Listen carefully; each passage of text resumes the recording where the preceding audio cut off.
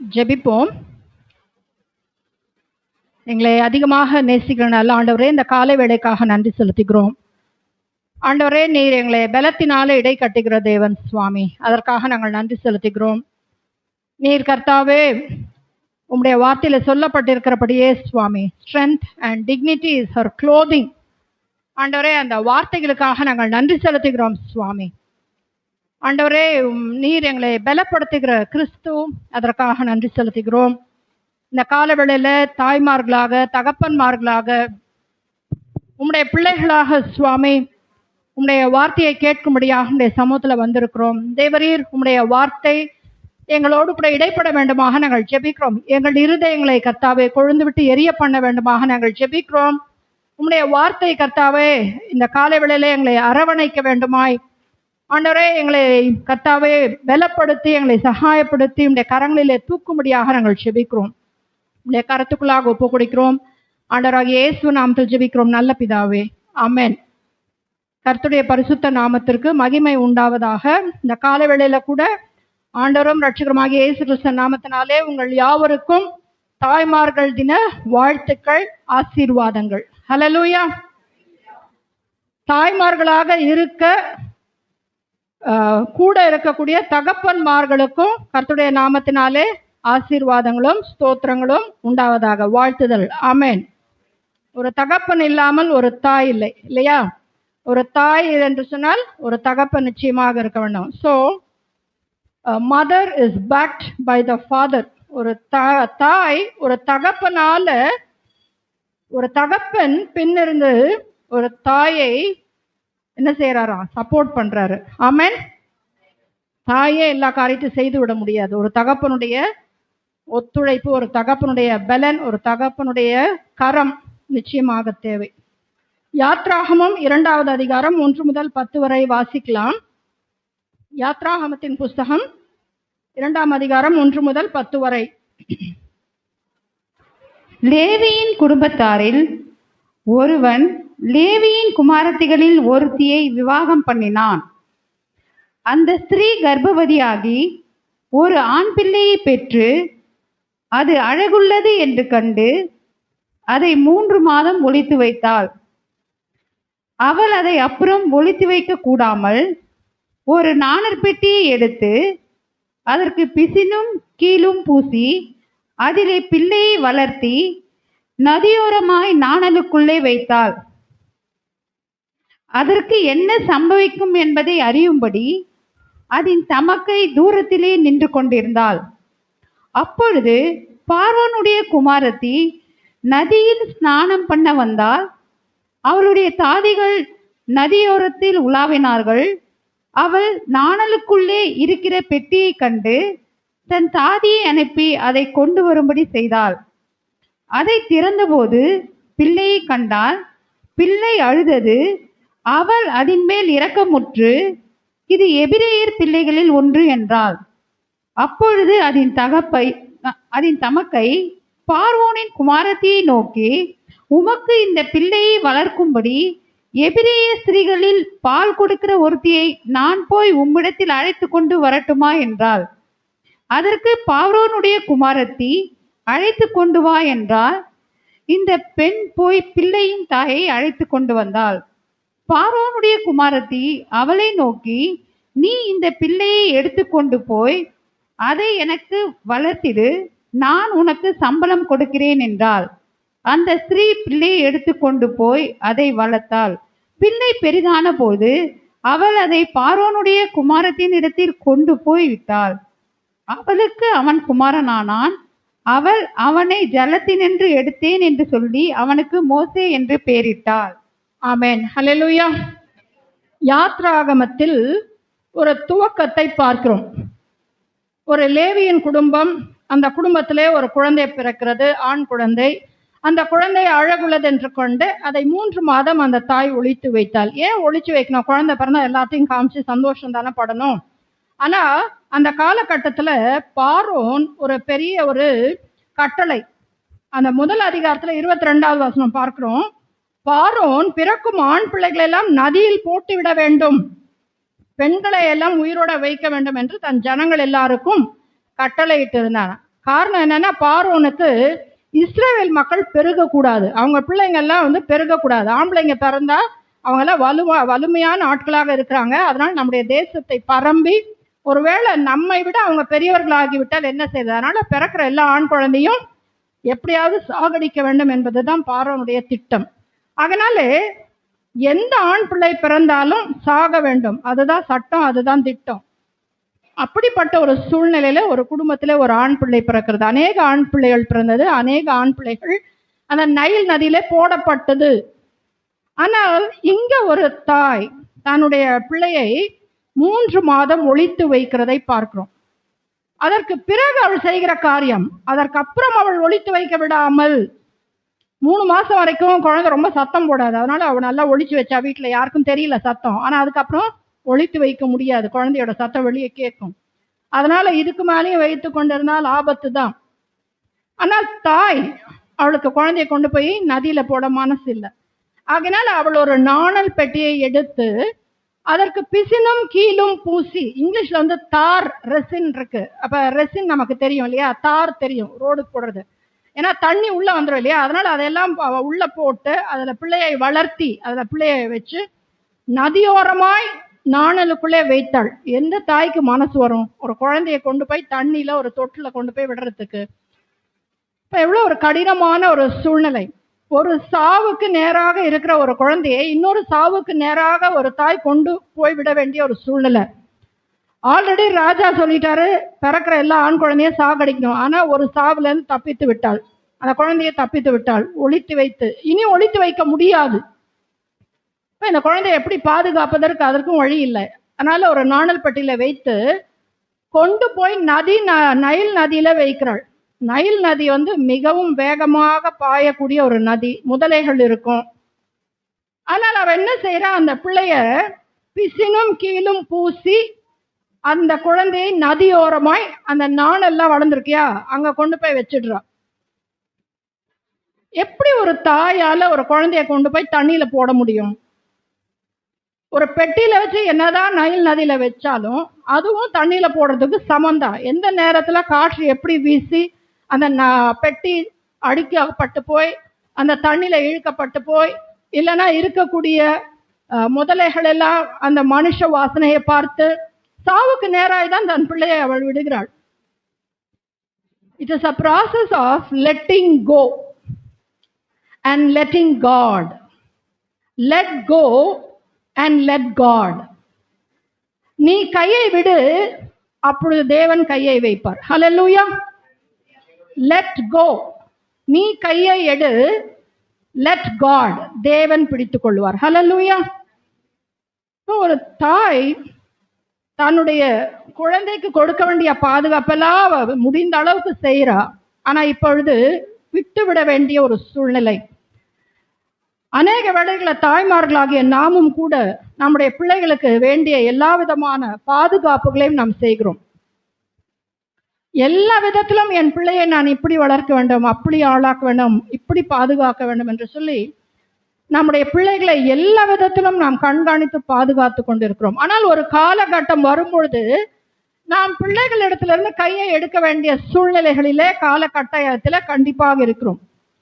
நம்முடைய பிள்ளைகளை நாமே பிடித்து கொண்டிருக்கிற வரைக்கும் அவர்கள் ஒரு அளவுக்கு தான் ஓட முடியும். ஆனால் நாம் கையை எடுக்கும் பொழுது when they go out in the world, ஒருவேளை அந்த நைல் நதி மோசமான ஒரு நதி தான், ஆழமான ஒரு நதி தான், அலை அடிக்கக்கூடிய தண்ணீர், பெரிய வாட்டர் பாடி, முதலைகள் நிறைந்த இடம்தான். அதே போல இந்த உலகமும் கூட மிகவும் மோசமான சூழ்நிலைகளை கொண்ட உலகமா இருக்கு.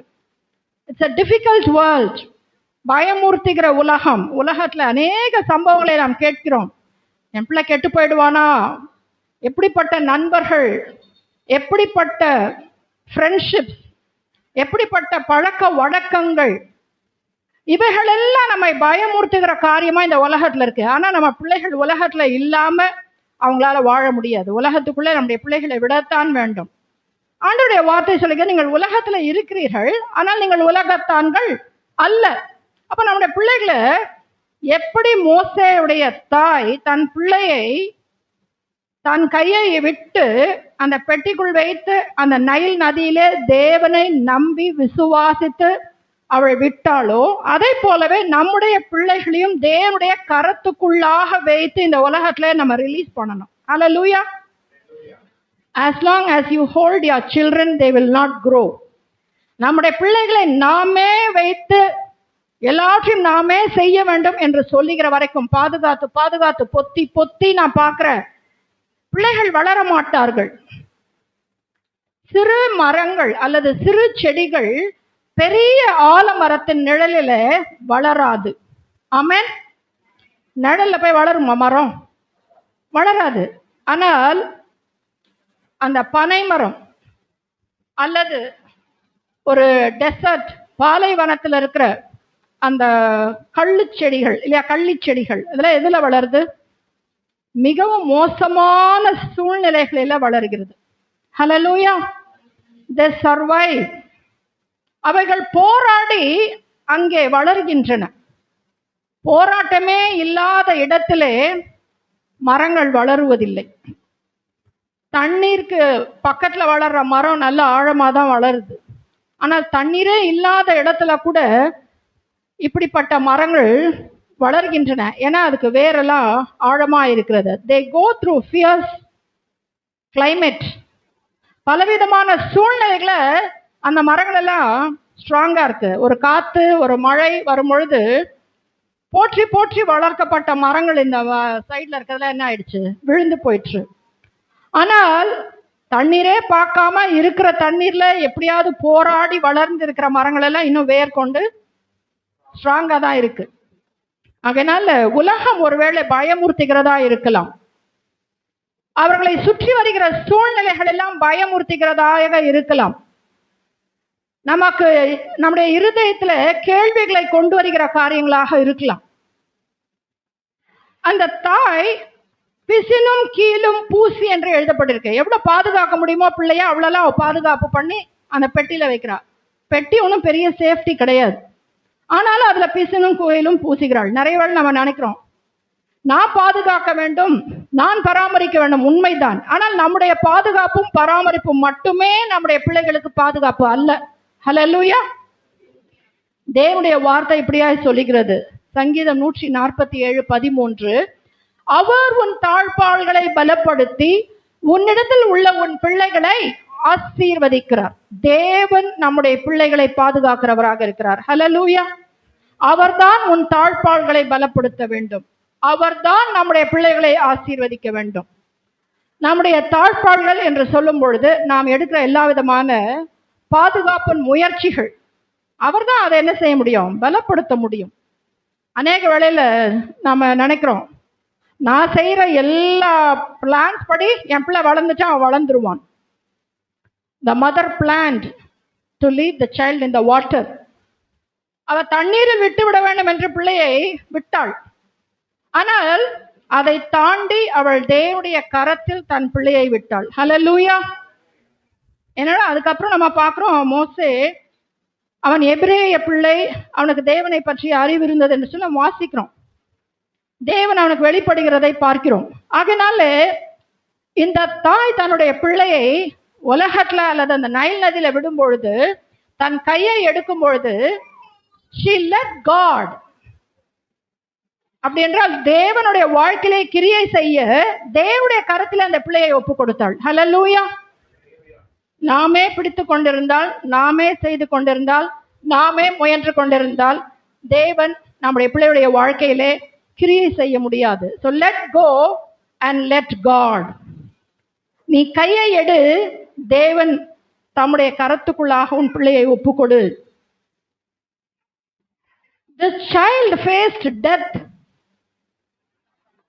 This family faced punishment. குழந்தைக்கு நேரா என்ன இருக்கு? மரணம் இருக்கு. குடும்பத்துக்கு நேராக என்ன இருக்கிறது? ஓ பிள்ளைய 3 மாசம் வச்சிருந்தியா ராஜா, உடனே அவங்கள என்ன செய்யலாம்? தண்டனை கொடுத்து தலைய வெட்டி போடலாம்.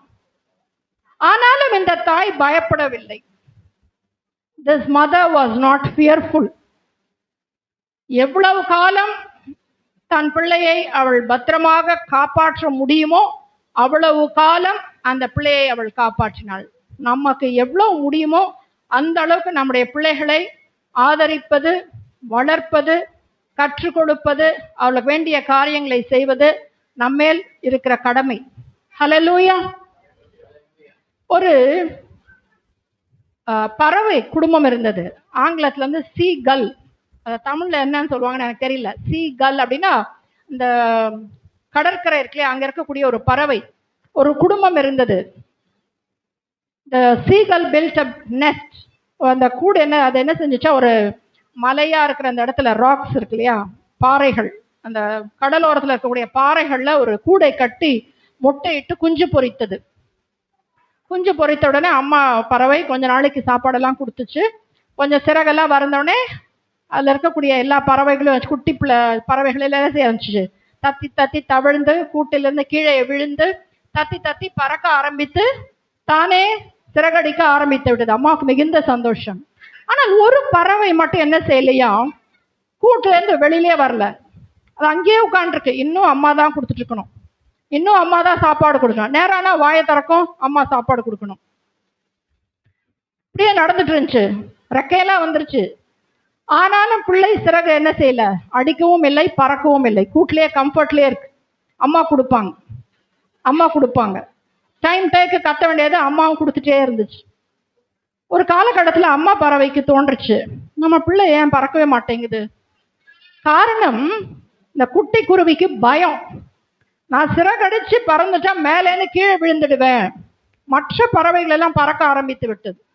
ஆனால் இந்த பறவைக்கு பயம். அதனால அங்கேயே உட்காந்துருக்கு. அம்மா பார்த்துச்சு, இதை எப்படியாவது பறக்க வைக்க வேண்டும். அதனால அம்மா ஒரு நாள் என்ன பண்ணுச்சு, சாப்பாடே கொடுக்கல. 24 மணி நேரம் பட்னி. அப்போவாது இறங்கி போய் இறை தேட பறக்குப்பா, அப்பவும் போகல, அங்கேயே உட்காந்துருக்கு பசியில. அடுத்த நாள் அம்மா பார்த்துச்சு, சரின்னு ஒரு மீன் துண்டு எடுத்துட்டு வந்து அது பக்கத்துல கொடுக்குற மாதிரி கொண்டு போச்சான். உடனே அம்மா கொண்டு வந்து விட்டார்கள் என்று சொல்லி வேகமாக அது தாவும் பொழுது அம்மா என்ன செஞ்சு, மீனை வாயில வைக்காம விலகி போயிடுச்சான். உடனே இந்த பறவை என்ன ஆச்சு, மேலேந்து கீழே விழுது. என் அம்மா எவ்வளவு மோசமானவங்க, சாப்பாடு கொடுக்குற மாதிரி கொடுத்து என்னை கீழே வைத்து விட்டார், விழ வைத்து விட்டார்கள் என்று சொல்லி இந்த பறவைக்கு பயம், கோபம், எல்லா உயிருக்கு போராட்டம். தத்தி தத்தி அந்த பறவை தன்னுடைய சிறகுகளை அடிக்க ஆரம்பிக்கும் பொழுது அந்த காற்றுல அப்படியே அது மிதக்க ஆரம்பிச்சிச்சு. அதுக்கு பேர் வந்து இங்கிலீஷ்ல சோரிங். அதாவது எல்லா சமயத்திலும் பறவைகள் வந்து என்ன செய்யாது, அவருடைய சிறகுகளை அடிக்காது. அடித்து அடித்து பிறகு காற்றுக்கு ஏற்றபடி அப்படியே அது என்ன செய்யும், மிதக்கும்.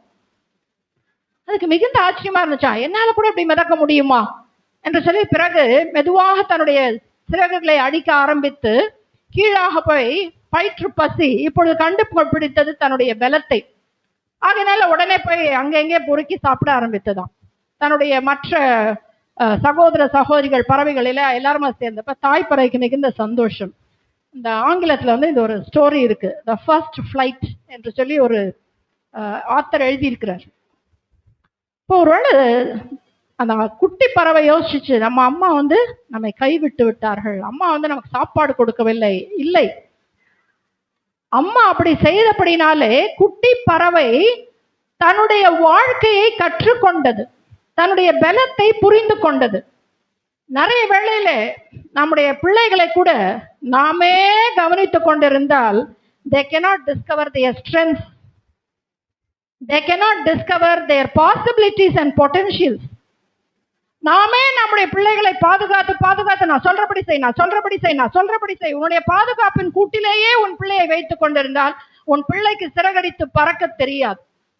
நம்முடைய பிள்ளைகளை பாதுகாத்து வைக்கிற அளவுக்கு தன் சிறகுகளை தானே வைத்து பறக்க கற்றுக் கொடுக்க வேண்டியதும், அந்த சிறகுகளிலே பலன் இருக்கிறது என்று நம்புவதற்கும் நமக்கு மனசு வேண்டும். ஹல்லேலூயா. இந்த ஃபாரின் கண்ட்ரிஸ் 18 வயசு ஆனது என்ன செய்யணுமா, அங்க ஒரு அண்டர்ஸ்டாண்டிங் இருக்கு. 18 வயசு ஆனா அம்மா அப்பா விட்டு பிள்ளை போயிடணும், அது அங்க வந்து கல்ச்சர். 18 வயசு ஆனா என்ன செய்யணுமா, பிள்ளைங்க வீட்டை விட்டு போய் சம்பாதிக்க வேண்டும், அவரே ரூம் எடுத்துக்கணும், அவரே சமைக்கணும், அவரே சாப்பிடணும், அவரே துவைச்சிக்கணும். ஆனா நாம என்ன செய்யறோம், 28 வயசு ஆனாலும் சரி, 38 வயசு ஆனாலும் சாப்பிடுப்பா சாப்பிடுப்பா, துவைச்சு தரேன்ப்பா, அயன் பண்ணி தரேன்ப்பா, காஞ்சிச்சுப்பா, மடிச்சு வைக்கிறோம்ப்பா, பேக கூட எடுத்து மாட்டி, ஷூவை காணமா, சாக்ஸை காணமா.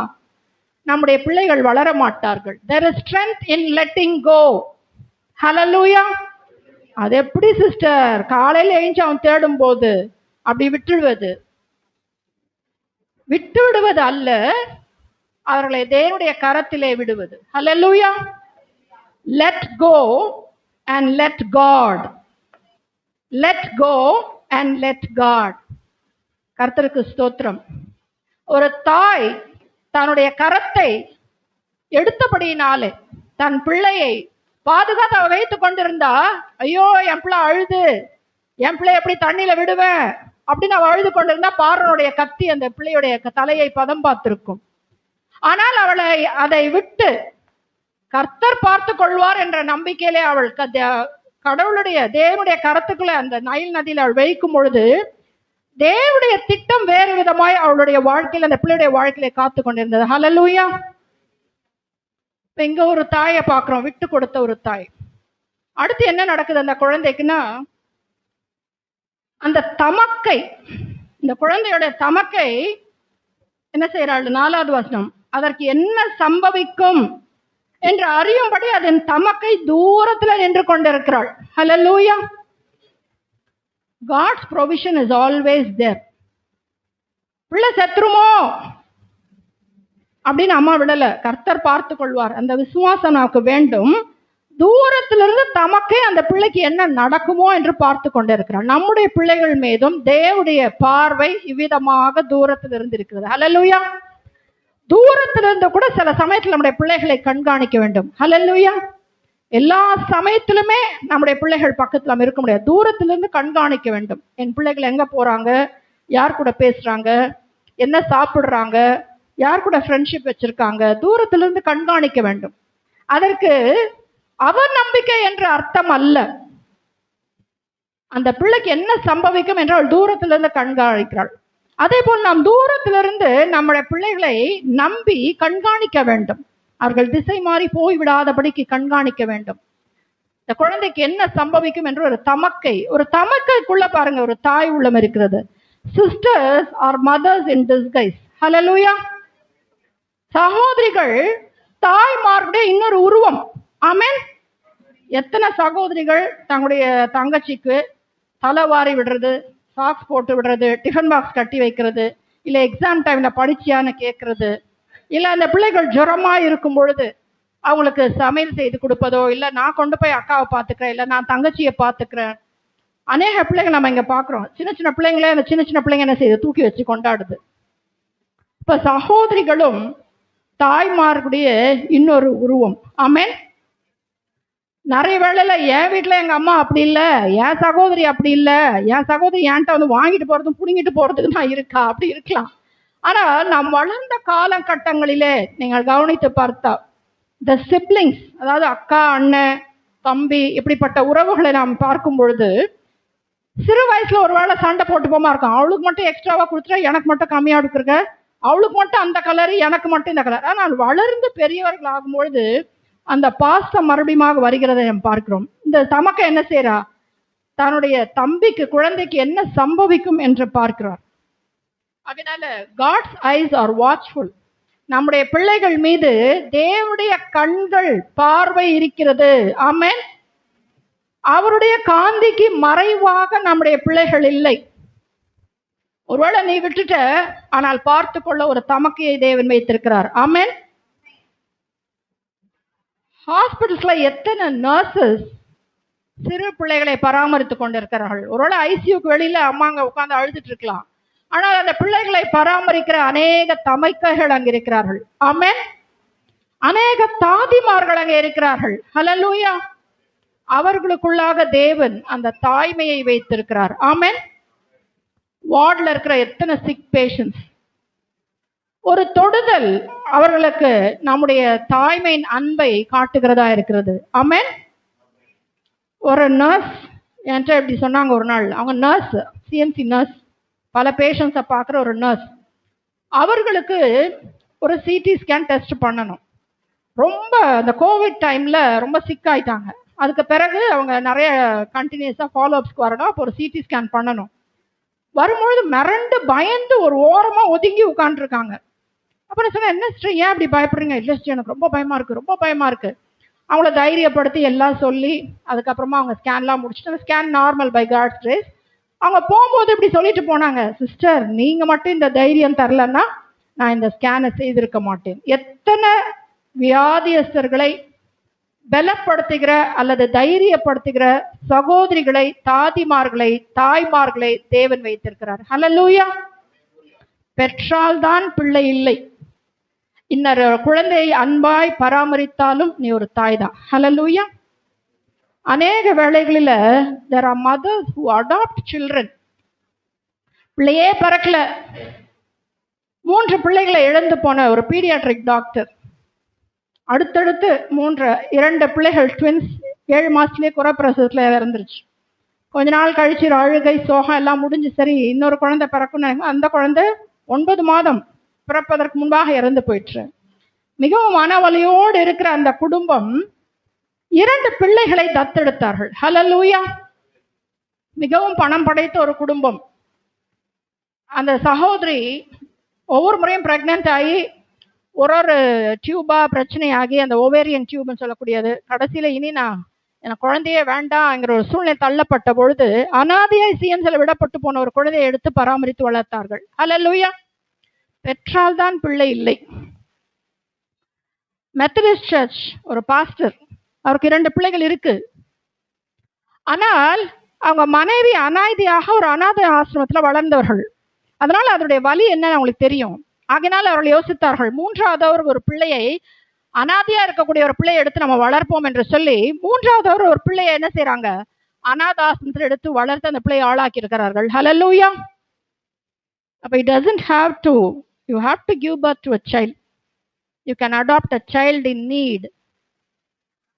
அநேகர் இன்றைக்கும் பிள்ளைகளுக்கு ஃபீஸ் கட்டுவது மட்டுமல்ல, ஏதோ ஒரு பிள்ளை ஃபீஸ் கட்ட முடியாம இருக்கா, ஜவ்வாதுகள்ல, அந்த பிள்ளைக்கு நான் கொஞ்சம் பணம் அனுப்பி படிக்க வைப்பேன் என்று சொல்லி அப்படி படிக்க வைத்து ஆளாக்கின அநேக பிள்ளைகள் இன்னைக்கு சிஎம்சில வேலை செய்து கொண்டிருக்கிறார்கள். எனக்கு நல்லா அவங்களெல்லாம் தெரியும். ஹல்லேலூயா. அதனால பெற்று வளர்த்து ஆளாக்குவது மட்டும் அல்ல, பலவிதமான ரூபங்களிலே நீ ஒரு தாயாக செயல்பட முடியும். ஆமென். இந்த தமக்கை தன்னுடைய குழந்தைக்கு, தம்பிக்கு என்ன நடக்கும் என்று சொல்லி அவள் தூரத்துல நின்று கொண்டிருந்தாள். அதை அறியும்படிக்கு என்று சொல்லி நாம் பார்க்கிறோம். God's eyes are watchful. தேவனுடைய கண்கள் பார்த்து கொண்டிருக்கிறது. அவர் கரத்திலே நீ விட்டதை தேவனுடைய கரம் பார்த்து கொண்டிருக்கிறது. தேவனுடைய கண்கள் பார்த்து கொண்டிருக்கிறது. ஒரு தமக்கையை ஆயத்தப்படுத்தி வைத்திருக்கிறது. ஹல்லேலூயா. ஆனால் அந்த ஆயத்தத்தை அந்த பிள்ளை போய் அடையும்படிக்கு நீ முதலாவதாக தேவனுடைய கரத்துல விட வேண்டும். அந்த அம்மா விடாம வீட்டிலேயே வச்சுட்டு இருந்தா கத்தி தான் வந்திருக்கும் கழுத்துக்கு. ஆனால் அவள் துணிந்து விட்ட அப்படின்னாலே அங்க ஒரு தமக்கை இருந்தாள். தமக்கையோட முடியல கதை. பார்வோனுடைய குமாரத்தி அங்கே நைல் நதியிலே வந்து பார்க்கிறாள். அப்பொழுது அந்த பெட்டி மிதந்து மிதந்து போகிறது. பார்வோனுடைய குமாரத்தி தன் தாதி இடத்துல சொல்றாங்க, அங்க பாரு ஏதோ ஒரு பெட்டி வருது. அப்ப அந்த தாதி கேட்கிறா, நான் போய் அந்த பெட்டியை எடுத்துட்டு வரட்டுமா? எடுத்துட்டு வா. திறந்து பார்த்தாள், இது ஒரு எபிரேய குழந்தையா இருக்க வேண்டும் என்று சொல்லி பார்வோனுடைய குமாரத்தி தன்னுடைய பிள்ளையாக சுதந்திரிக்கிறதை பார்க்கிறோம். ஹல்லேலூயா. ஒருவேளை அந்த அம்மா வளர்த்துருந்தா கூட கஞ்சி கூழ் இதெல்லாம் போட்டு வளர்த்துருப்பாங்களா இருக்கும். ஆனால் இந்த குழந்தை எங்க வளருது? பார்வோனுடைய அரண்மனையில. ஜட்ஜஸ் 14:14, நியாயாதிபதிகள் 14:14 வாசிக்கலாம். நியாயாதிபதிகள் 14:14. அவர்கள் அவனை கண்டபோது, நியாயாதிபதிகள் 14:14 வாசிக்கிறீங்களா? 14:14. அப்பொழுது அவன் பட்சிக்கிறவனிடத்திலிருந்து பட்சணமும், அதான் நம்ம 14:14. அப்பொழுது அவன் பட்சிக்கிறவனிடத்திலிருந்து பட்சணமும் பலவானத்திலிருந்து மதுரமும் வந்தது என்றான். அந்த விடுகதை அவர்களால் 3 நாள் மட்டும் விடுவிக்க கூடாதே போயிற்று. பட்சிக்கிறவனிடத்திலிருந்து பட்சணமும் பலவானிடத்திலிருந்து மதுரமும் வந்தது என்றான். இது சிம்சோனை பற்றிய சம்பவம். சிம்சோன் ஒரு இடத்துக்கு போகும்போது ரொம்ப பசியா இருக்கு. அங்க என்னன்னா ஒரு சிங்கம் செத்து கிடக்கு. அந்த சிங்கம் செத்து கிடக்கிற இடத்துல என்ன இருந்துச்சு அப்படின்னா ஒரு தேன் கூடு இருந்துச்சு. அதனால அந்த தேனை சாப்பிட்டா உடனே அவனுக்கு ஸ்ட்ரென்த் வந்துச்சு. சிங்கம் என்ன பண்ணும்? யாரையாவது கடிச்சு சாப்பிடும். ஆனா பட்சிக்கிற அந்த சிங்கத்திலிருந்து இவனுக்கு என்ன வந்துச்சான்? பட்சணம் வந்துச்சான், மதுரம் வந்துச்சான், தேன் வந்துச்சான். அதை தான் அவன் சொல்றான். பார்வோனுடைய அரண்மனையிலே என்ன இருக்குன்னா பனிஷ்மெண்ட். அங்கிருந்து பட்சணம் வருமா? பார்வோன் போய் இந்த மோசேங்கிற குழந்தைக்கு வந்து உதவி செய்வாரா? ஆனா உதவி செய்தார். ஹல்லேலூயா. தேவன் பார்வோனுடைய அரண்மனையில் இருந்து, பட்சிக்கிற அந்த பார்வோனுடைய அரண்மனையில் இருந்து அந்த குழந்தையை பாதுகாக்கிற ஒரு மதுரத்தை அந்த பார்வோன் குமாரத்தின் ரூபத்தில் ஆண்டவர் வைத்திருந்தார். ஹல்லேலூயா. God's plan of redemption for Israel. இஸ்ரவேல் மக்களுக்கு உண்டான ஒரு ரட்சிப்பின் திட்டம் நிறைவேற ஒரு தாய் தன்னுடைய குழந்தையை நைல் நதியில விட வேண்டும். ஆமென். நிறைய வேளையில அந்த விடுதலிலே தான், அல்லது அந்த விட்டு கொடுத்தலிலே தான், அந்த அர்ப்பணிப்பிலே தான், அந்த மனவலி வேதனையிலே தான் தேவனுடைய திட்டங்கள் நிறைவேறுகிற பட்டறைகள் உருவாகின்றன. ஹல்லேலூயா. ஆகையால let go and let God.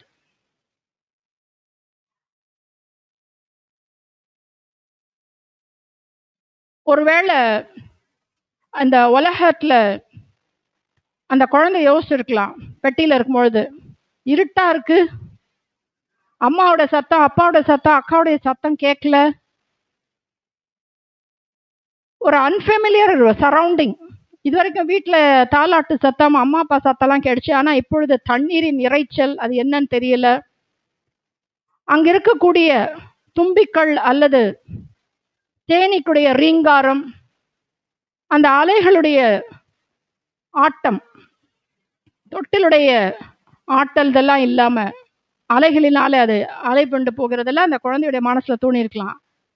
என்ன நடக்குது எனக்கு? நிறைய வேளை நம்முடைய பிள்ளைகளுடைய வாழ்க்கையில இப்படிப்பட்ட எதிர்பாராத சூழ்நிலைகள் வரும்பொழுது எல்லாம் கூட தேவனுடைய கரத்திலே நம்முடைய பிள்ளைகள் இருக்கிறார்கள். ஹல்லேலூயா. தேவன் அவர்களுக்காக ஒரு தமக்கையை வைத்திருக்கிறார். ஆமென். பட்சிக்கிற இடத்துல பட்சணம் வரும்படியாக தேவன் அசாதாரணமான சூழ்நிலைகளை உருவாக்கி ஆயத்தப்படுத்தி வைத்திருக்கிறார். ஆமென். ஆகையினால இந்த கால வேளையில let go and let God, இதுதான் தாய்மார்கள் தினத்துல தேவன் நமக்கு சொல்லுகிற ஒரு காரியம். நீ கையை எடுத்தால் கர்த்தர் கையை வைப்பார். ஹல்லேலூயா. நானே பிடித்துக் கொள்கிறேன் என்கிற வரைக்கும் தேவன் எதையும் நம்முடைய பிள்ளைகளுடைய வாழ்க்கையில செய்ய முடியாது. தேவனுடைய சித்தத்துக்கும் திட்டத்துக்கும் நம்முடைய பிள்ளைகளை ஒப்பு கொடுக்க வேண்டும். ஆமென். அந்த சின்ன பறவை எப்பொழுது தன் உணவு இல்லை என்று சொல்லி அந்த உணவை சாப்பிட வேண்டும் என்று துள்ளியதோ, கீழே விழ ஆரம்பித்ததோ, அப்பொழுதுதான் அது தன்னுடைய பலத்தை கண்டுபிடித்தது. அதனால as mothers, as fathers, we have great responsibility. தகப்பன்மார்களாக, தாய்மார்களாக இருக்க நமக்கு பெரிய ஒரு பொறுப்பு இருக்கு. நம்முடைய பிள்ளைகள் தங்களுடைய பலத்தை கண்டுபிடிக்க நாம் அவர்களை விட வேண்டும். அதனால விட்டுடு அப்படின்னா அப்படியே தலை எப்படின்னா போ, அப்படி இல்லை, கர்த்தருடைய கரத்துக்குள்ளாக விட வேண்டும். அப்படி விடும் பொழுது தண்ணீரில் இருந்து இவனை எடுத்தேன் என்று சொல்லி மோசே என்ற பெயரை வைத்து ஒரு பார்வோன் குமாரத்தி அவனை வளர்த்து தேவ திட்டத்துக்கு நேராக அவள் வளர்த்தாள். அவளுக்கு தெரியாது தேவனுடைய திட்டம் இருக்கு இவனை வைத்துன்னு. ஆனா தேவனுடைய திட்டம் பார்வோனுடைய அரண்மனையில எல்லா பிள்ளைகளையும் கொன்று போட வேண்டும் என்பது பார்வோனுடைய திட்டம். ஆனால் அதே பார்வோனுடைய அரண்மனையில தேவனுடைய ராஜ்யம், தேவனுடைய திட்டம் வளர ஆரம்பித்தது. ஹல்லேலூயா. அதனால எதிர்மறையான சூழ்நிலைகளை பார்த்து நாம் பயந்து போகக்கூடாது. அலை மோதுகிற சூழ்நிலைகளை பார்த்து பயந்து விடக்கூடாது. ஏனென்றால் அந்த சூழ்நிலைகள் மத்தியிலே தேவனுடைய கரம் அந்த நாணல் பெட்டியை பாதுகாத்தது, அந்த சிறு குழந்தையை பாதுகாத்தது. அதை பார்த்து கொள்ளும்படியாக ஒரு தமக்கையை அங்க ஆயத்தப்படுத்தி வைத்திருந்தார். அது மட்டும் இல்ல, பார்வோன் குமாரத்தி அந்த பிள்ளை எடுத்த பிறகு ஓடி போய் கேட்கிறா, அந்த பிள்ளைக்கு பால் கொடுக்கும்படி இஸ்ரவேல்ல இருக்கிற ஒரு எபிரேயருடைய தாய்மாரை கொண்டு வரட்டா.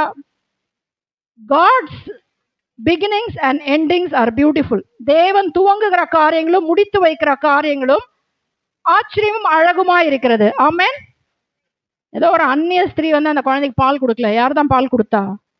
அதே அம்மா தான் பால் கொடுத்தா மோசேக்கு. ஹல்லேலூயா. ஆனால் நீ விட்டு கொடுத்தனால உன் பிள்ளை எங்கேயோ போய்விட்டது, இல்ல எங்கேயோ காணாம இல்ல. God will bring your child back to you. Amen. அதனால let go and let God. கர்த்தர் நம்மை ஆசீர்வதிப்பார். ஆமென். நீதிமொழிகளின் புஸ்தகம் 23ஆம் அதிகாரம் 22ஆம் வசனம். எல்லாரும் பைபிள் தரங்க. நீதிமொழிகள் அதை டிஸ்பிளே பண்ணுமா? நீதிமொழிகள் 23:22.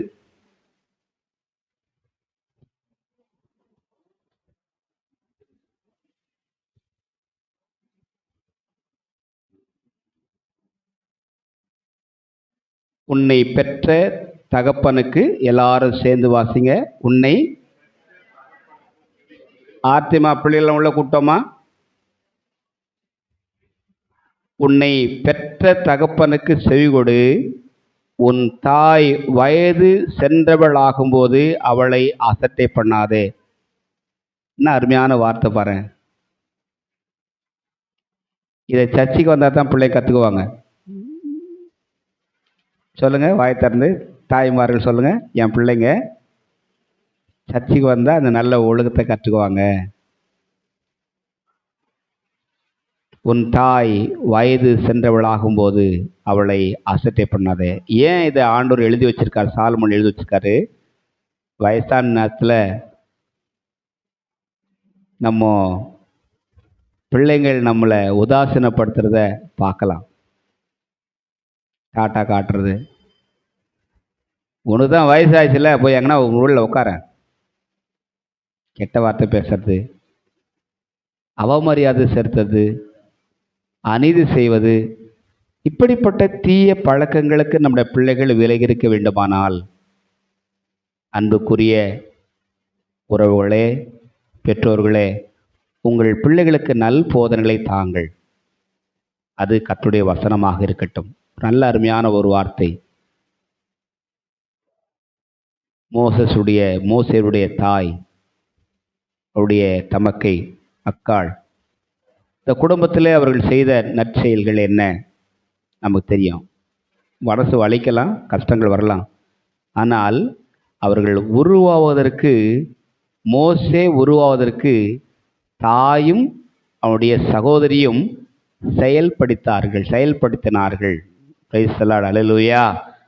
பணம் யார் வேணாலும் கொடுத்து வளர்க்கலாம் குழந்தைய. எந்த பிள்ளையும் நல்ல பிள்ளைதான். பிள்ளை பிறக்கையிலே அவர்கள் நல்லவராவதும் தீயவராவதும் அன்னை வளர்க்கையிலே. ஒரு தாய் அன்னையாக போற்றப்படுகிறாள் இல்லையா? அம்மாவாக போற்றப்படுகிறாள்.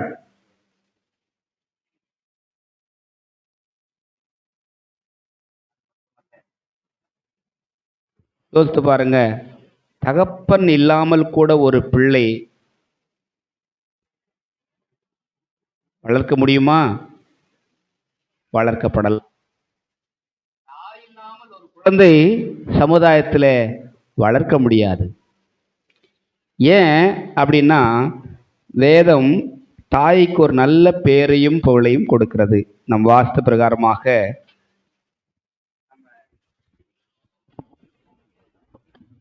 சமூக அந்தஸ்து பெறக்கூடிய ஒரு மொழி நம்ம என்ன சொல்றோம்? தகப்ப மொழின்னு சொல்றோமா? ஏன் தாய்மொழின்னு சொல்றோம்? தாய் நாடு என்ன நாடா? நம்ம மொழியில தாய் வீடு. வீடும் சரி, நாடும் சரி, மொழியும் சரி, சமூக அந்தஸ்து பெறக்கூடியது ஒன்று இருக்குமானால் அது அன்னை தாய் என்பதை நாம் மறந்துவிடக்கூடாது. அன்புக்கு ஒரு அடையாளம் யாரா தான் இருக்க முடியும்? ரெண்டாவது தான் தகப்பன் வராரு. இம்மானுவேல் வந்தான் முதல்ல. அவன் என்ன சொல்ல போறான்னு நினைச்சான். என்ன சொன்ன இம்மானுவேல்? எங்க அம்மாவை என்னால, எங்க அம்மா போல யாரும் இல்லை. எத்தனை பிள்ளைகள் சொல்றாங்க இன்னைக்கு? சொல்ல வைக்கணும். பின்னால பாரு, அர்ச்சனா அப்படியே 2 கையும் தூக்குறாய். நம்முடைய பிள்ளைகள் எழும்பி நம்மை பாக்கியவதி என்று சொல்ல வேண்டுமானால், இந்த உலகத்துல பண்பாட்டுக்கு அடையாளம் கூட தாய் தான், அன்னை தான். ஏன் ஒவ்வொரு குழந்தைக்கும் முதல் ஆசிரியராக, ஆசானாக, அந்த குழந்தையினுடைய படிப்பாளராக செயல்படக்கூடியதான் தாய் தான். ஒரு நாள் நம்ம ராதிகா என்கிட்ட ஒரு வார்த்தை சொல்லுச்சு, அண்ணா அவனை இதுவரை இங்கேயும் தொலை தூரத்துக்கு அனுப்பல, மெட்ராஸ் போயிட்டான். மெட்ராஸ்ன்றது ஏன்னோ டெல்லி போயிட்டு மதியம் மெட்ராஸ் வரலும் போயிட்டான், எனக்கு நிம்மதியே இல்லை. இந்த உலகத்தில் அறிவை புகட்டக்கூடியவள் அன்னை என்பதை நாம் மறந்துவிடக்கூடாது. அல்லேலூயா. சரி, இதெல்லாம் சொல்லிட்டீங்க, நாங்கள் இப்படியெல்லாம் இருக்கிறோமா? இருக்கிறீங்களா? இருக்கிறாங்க. கண்களை மூடி ஜெபம் பண்ணலாமா? வெங்கடேஷ் முன்னாலவா ஜெபம் பண்ணுமா? நம்முடைய சபையில் இருக்கிற எல்லா சகோதரிமார்களுக்காக, தாய்மார்களுக்காக இன்றைக்கு நாம் கேட்டோம் நல்ல ஒரு வார்த்தை. அன்புக்குரிய என்னுடைய துணைவியார் அவங்க நல்ல அருமையாக கர்த்தருடைய வசனத்தை போதிச்சாங்க. மோசேவின் குடும்பத்தில் அருமையான அவருடைய தமக்கையின் பங்கு, தாயின் பங்கு என்ன? ஒவ்வொரு குடும்பத்திலும் ஒரு தாய் இருக்கிறாள், ஒரு தமக்கை அல்லது சகோதரி இருக்கிறாள். நம்முடைய பங்கை நாம் ஆற்ற வேண்டும். அல்லேலூயா. மற்றதை ஆண்டவர் பார்த்து கொள்வார். ஜெபம் பண்ணலாமா? கர்த்தருக்கு ஸ்தோத்திரம். ஜெபிப்போம். மகா இரக்கமும் கிருபையும் உள்ள நல்ல ஆண்டவரே, இந்த அருமையான அந்த காலை வேளையிலே உடைய சமூகத்திலே நாங்கள் கூட ஆண்டவரே உடைய சமூகத்தை நேராக கொண்டு வந்து உம்மை ஆராதிக்கும், உம்மை துதிக்கும் ஆண்டவரே, ஆண்டவரே உடைய வார்த்தைகளை கேட்கும் கொண்டு வந்து சேர்த்ததுக்காக, நீர் கொடுத்த உடைய வார்த்தைகளுக்காக உமக்கு நன்றி செலுத்துகிறோம் சுவாமி. விசேஷமா இந்த நாளில் எங்களோடு கூட பேசியிருக்கீங்க சுவாமி. ஆண்டவரே, இன்று உலக அன்னையர் தினமாக இருப்பதனால உலகத்தில் இருக்கிற ஒவ்வொரு அன்னைமார்களுக்காகவும் சகோதரிகளுக்காகவும் நாங்கள் நன்றி செலுத்துகிறோம் சுவாமி. விசேஷமா எங்கள் சபையில் இருக்கிற ஒவ்வொரு தாய்மார்களுக்காக நம்முடைய சமூகத்தில் நன்றி செலுத்துகிறோம் சுவாமி. ஆண்டவரே, தாய் கூட ஆண்டவரே, தாய் மறந்தாலும் தந்தை வெறுத்தாலும் மறக்காத தேவன் நீர் ஆண்டவரே. ஆனாலும் எங்களுடைய தாய்கள் மூலமாக எங்களை உருவாக்கி ஆண்டவரே இம்மட்டுமாக வழிநடத்தி உம்முடைய சமூகத்துக்கு நேராக உம்முடைய ஆலயத்துக்கு கொண்டு வந்து துதிக்க செய்ததுக்காக நமக்கு நன்றி செலுத்துகிறோம் சுவாமி. ஒவ்வொரு அன்னையரையும் கர்த்தர் நீர் ஆசீர்வதிக்கும்படியாக, சகோதரிகளை ஆசீர்வதிக்கும்படியாக ஜெபிக்கிற ஆண்டவரே. ஆண்டவரே, நீர் அவர்களுக்கு கூட ஆண்டவரே இன்னும் ஆசீர்வாதமாகவும், இன்னும் கூட அவருடைய பலவீனத்தில் நீ பலன் தருகிறவராகவும், அவர்களுக்கு வேண்டிய சமாதானத்தை தருகிறவராகவும், உலகம் தருகிற சமாதானத்தை என்னுடைய சமாதானத்தை தருகிறேன் என்று சொன்ன தேவன் ஒவ்வொரு குடும்பத்திலும் ஒவ்வொரு தாய் ஏறெடுக்கிற ஜபத்திற்கு ஆமென் என்றும் ஆமென் பதில் தருகிற தேவன் ஒவ்வொரு ஜபத்தை நீர் அங்கீகரிக்கும்படியாக ஜெபிக்கிற ஆண்டவரே. ஆண்டவரே, நீர் சொல்லியிருக்க வார்த்தையின்படியே ஆண்டவரே, நீர் எங்களை உருவாகும்னு பெயர் சொல்ல அழைத்தேன், தாயின் கருவில உருவாகும்னு பெயர் சொல்லி அழைத்தேன் என்று சொன்ன தேவன் விசேஷமாக எங்களுடைய சபையில் இருக்க ஒவ்வொரு சகோதரிகளையும் நீர் ஆசீர்வதிக்கும்படியாக ஜெபிக்கிறோம். அவர்கள் ஒவ்வொருவரும் கர்த்தர் நீ பலப்படுத்தி ஆண்டவரே, இந்த நாளிலே கூட நீ கொடுத்த அந்த செய்தி கொடுத்த சகோதரிக்காக, சிஸ்டருக்காக நமக்கு நன்றி செலுத்துகிறோம். அவர்களோடு கூட நீ பேசியிருக்கிறீங்க. கேட்ட வார்த்தைகள் கேட்டது மட்டுமல்ல, என்னுடைய வாழ்க்கையில நாங்கள் அபியாசப்படுத்தவும் ஆண்டவரே அதை பயன்படுத்தவும் உம்மை துதிக்கும்படியாக அவர்களை நீ நடத்தும்படியாக ஜெபிக்கிறோம். எல்லாவற்றையும் உடைய கருத்தில் ஒப்பு கொடுக்கிறோம். நீ பொறுப்பெடுத்துக் கொள்ளுங்க, வழி நடத்துங்க. இயேசுவின் மூலம் ஜெபிக்கிறோம் எங்க நல்ல பிதாவே, ஆமென். என் ஆத்துமாவே கர்த்தரை ஸ்தோத்திரி, முழு உள்ளமே பரிசுத்த நாமத்தை ஸ்தோத்திரி. என் ஆத்துமாவே கர்த்தரை ஸ்தோத்திரி, கர்த்தர் செய்த சகல உபகாரங்களை மறவாதே. ஆமென். நம்முடைய ஆண்டவராகிய இயேசு கிறிஸ்துவின் கிருபையும் பிதாவாக இதனுடைய அன்பும் தூய ஆவியருளும் மெய் சமாதானமும் மகிழ்ச்சியும் அமைதியும் நம்மோடும் வரத்தடைபடுதான சகல விசுவாச மக்களோடும் இன்றும் என்றும் சதா காலத்திலும் நிலைத்திருப்பதாக. ஆமென். தேவ ஆசீர்வாதத்தோடு அடியாரே அனுப்பு,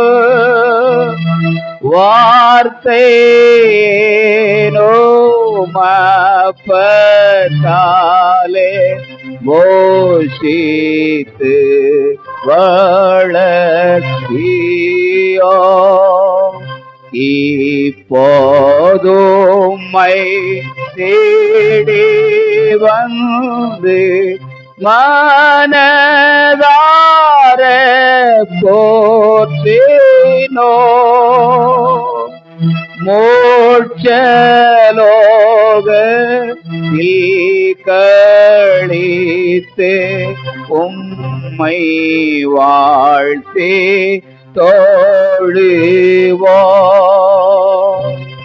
ஆமென். ஆண்டவர் உங்களை ஆசீர்வதிப்பாராக. ஒருவரை ஒருவர் வாழ்த்தி சமாதானத்தோடே கூட சென்று வாருங்கள்.